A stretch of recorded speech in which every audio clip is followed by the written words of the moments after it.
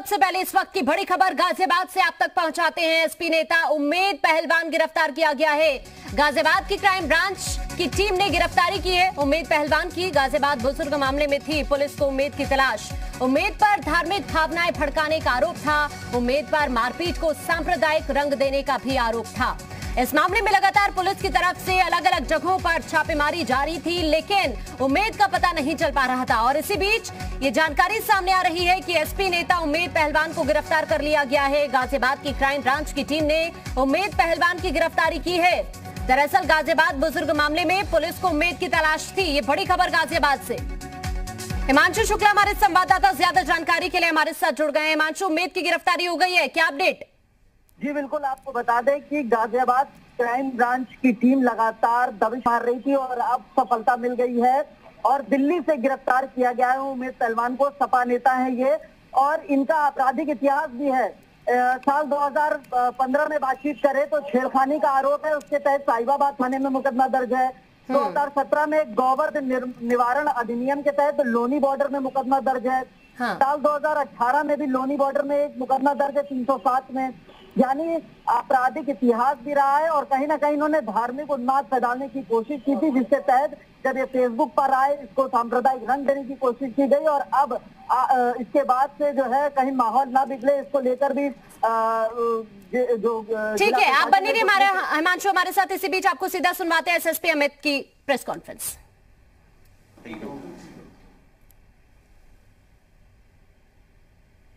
आप लाइव है ज़े हिंदुस्तान पे। आपसे सर जिस तरीके से सर उसको पकड़ा गया आपसे सर, तो आपको बड़ी जानकारी दे रहे हैं। दरअसल ये बड़ी खबर निकलकर सामने आई है, उम्मेद को गिरफ्तार कर लिया गया है। लगातार पुलिस दबिश दे रही थी अलग अलग जगहों पर और अभी हिमांशु जानकारी दे रहे थे कि दिल्ली से गिरफ्तारी हुई है उम्मेद की। उम्मेद पर मारपीट को सांप्रदायिक रंग देने का आरोप है। ये बड़ी खबर है। हिमांशु लगातार हमारे साथ बने हुए हैं। हिमांशु, कौन संरक्षण दे रहा था उम्मेद को? कहीं ना कहीं ये भी माना जा रहा है कि राजनीतिक संरक्षण था और गलत भावना, द्वेष भावना के तहत ये सारी चीजें करने की कोशिश की गई। सांप्रदायिक दंगा भड़काने की कोशिश की गई, जिसके तहत इसको जय श्री राम के नारे और फिर दाढ़ी काटने से जोड़ा गया। हालांकि बाद में ये सारी चीजें स्पष्ट होती गई क्योंकि जो तांत्रिक थे वो भी अपने बयान लगातार बदलते रहे। पहले जय श्री राम के नारे की बात आई, उसके बाद सबसे पहली जो बातचीत थी वो गाड़ी में ऑटो में बैठाने की, ऑटो सवार पर मुकदमा दर्ज हुआ। फिर जय श्री राम के नारे और दाढ़ी कटने की बात आई। उसके बाद लगातार बयान बदलते गए और उसके बाद ये जो उम्मेद पहलवान थे इन्होंने फेसबुक लाइव किया और सांप्रदायिक रंग देने की कोशिश की गई। अब किनके इशारों पर ये सारी चीजें की गई, गिरफ्तारी हो गई है। अब पुलिस इनसे पूछताछ करेगी। खुद एसएसपी जो है अमित पाठक, उन्होंने कमान संभाल रखी है। पूछताछ की जाएगी और पूछताछ के बाद सारी चीजें क्लियर हो जाएंगी, स्पष्ट हो जाएंगी कि आखिर किस वजह से किया गया था, क्या मोटिव थी, क्या वाकई में सांप्रदायिक रंग देने की कोशिश थी, दंगा भड़काने की कोशिश। क्योंकि जिस तरीके से चुनाव आ रहे हैं उसको भी देखते हुए इसको जोड़ा जा रहा है। जी बिल्कुल, लेकिन जिस तरह से ये पूरा का पूरा मामला सामने आया, अभी गिरफ्तारी हो गई है, पुलिस की तरफ से क्या जानकारी अभी तक दी गई है हिमांशु? जी बिल्कुल, आपको बता दें कि पुलिस ने गिरफ्तारी कर ली है। पूछताछ के लिए गाजियाबाद लाया गया है सपा नेताओं उम्मेद पहलवान को और अब उनसे पूछताछ की जाएगी और इंटेरोगेशन किया जाएगा। आखिर किसके इशारों पर ये सारी चीजें हो रही थी, क्या कुछ वजह रही जो फेसबुक लाइव करके सांप्रदायिक रंग देने की कोशिश की गई। ये तमाम जो सवाल जिनका जवाब अभी पुलिस खुद तलाश रही है। अब उम्मेद पहलवान हाथ लगे हैं तो कहीं ना कहीं ये जानकारी ली जाएगी और आखिर इसके पीछे साजिश क्या रही है। सबसे बड़ा जो सवाल है कि किस वजह से क्या साजिश रही है, क्यों ऐसा किया गया, ये तमाम चीजें क्लियर हो जाएंगे। और अभी बताएं जी मीडिया से उम्मेद प्रवेश गुर्जर जो इसके मुख्य आरोपी हैं, उनकी मौसी ने भी बातचीत की। उन्होंने क्लियर किया, उन्होंने कहा तांत्रिक ने गलत तरीके से तंत्र मंत्र से प्रवेश का बच्चा मार दिया पेट में। इसकी वजह से प्रवेश परेशान थे और प्रवेश गुर्जर ने अपने दोस्तों के साथ मिलकर मारपीट की है, ना कि जय श्री राम के नारे बुलवाए हैं और ना कि दाढ़ी काटी है। तो उन्होंने ये सारी चीजें मीडिया से खास बातचीत में भी क्लियर की है। जी लेकिन क्या अभी इस बारे में जानकारी मिली कि पुलिस को कैसे पता चला कि दिल्ली में छिपा हुआ है उम्मेद? जी बिल्कुल, आपको बता दें आखिरी लोकेशन जो है सबसे पहले नोएडा मिली, नोएडा के बाद फिर गाजियाबाद मिली और लोनी बॉर्डर से सटा हुआ दिल्ली इलाका है। यानी 200 मीटर भी कहें तो 200 मीटर का फासला है लोनी बॉर्डर से और दिल्ली का।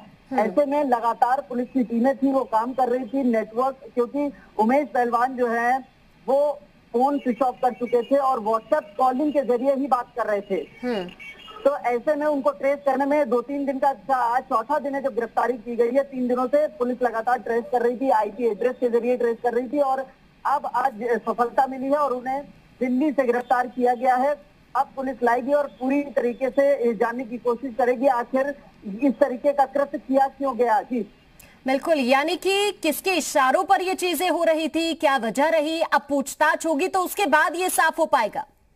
बिल्कुल, और माना जा रहा है कि पुलिस पूछताछ करेगी और पूछताछ करने के बाद, क्योंकि आज शनिवार और रविवार है तो शायद 2 दिन कोर्ट भी बंद रहता है। ऐसे में अगर ये सारी चीजें रही तो एक लंबा इंटेरोगेशन का वक्त भी मिल सकता है पुलिस को और पुलिस जांच पड़ताल करने की कोशिश करेगी और अगर जरूरत पड़ी तो विशेष सत्र भी होते हैं जो सेशन जज में बैठते हैं। अगर ऐसा कुछ होता है तो वहां पर उनको पेश भी करके न्यायिक हिरासत में लिया जा सकता है और उसके बाद पूछताछ की जाएगी। जी और जब पूछताछ होगी तो जरूर बहुत सारे क्लू भी पुलिस को मिल सकते हैं इस मामले से रिलेटेड। हिमांशु जी बिल्कुल, बात करें आकांक्षा तो एक लंबे सवारों की फेहरिस्त है।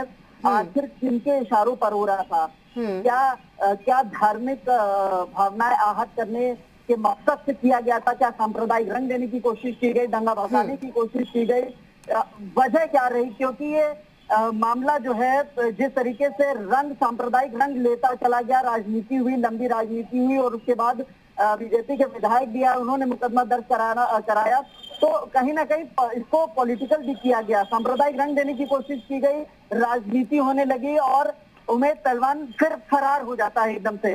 तो ऐसे में पुलिस के लिए लंबी चुनौती भी थी उमेश पहलवान को ट्रेस करना, क्योंकि व्हाट्सएप कॉल से ये जुड़े हुए थे, लोगों से बातचीत कर रहे थे, तमाम मीडिया हाउसेस में बैठे।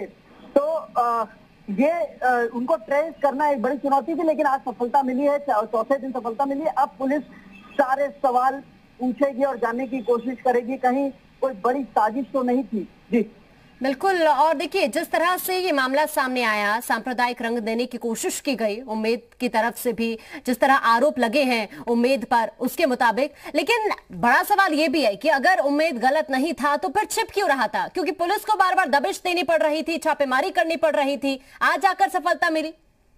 जी बिल्कुल, आपको बता दें कि बात करें तो पुलिस ने 6 टीमें गठित की गई थी और संयुक्त रूप से काम किया जा रहा था बुलंदशहर, दिल्ली एनसीआर से, और इसके अलावा हापुड़, तमाम जगह दबिश मारी जा रही थी। पिछले 4 दिनों से पुलिस की टीमें लगातार लगी हुई थी और उमेश पहलवान की जो फरार है उनको लेकर ये दबिश दी जा रही थी और अब जाके सफलता मिली, दिल्ली से उनको पकड़ा गया है। उनकी आखिरी लोकेशन दिल्ली में मिली थी, तब से पुलिस जो है लगातार दबिश मार रही थी और देर रात तक ये सूचना भी है कि पुलिस कल देर रात तक उमेश को ढूंढती रही है, लेकिन सफलता अभी सुबह मिली है और अब पकड़ के उनसे पूछताछ की जाएगी।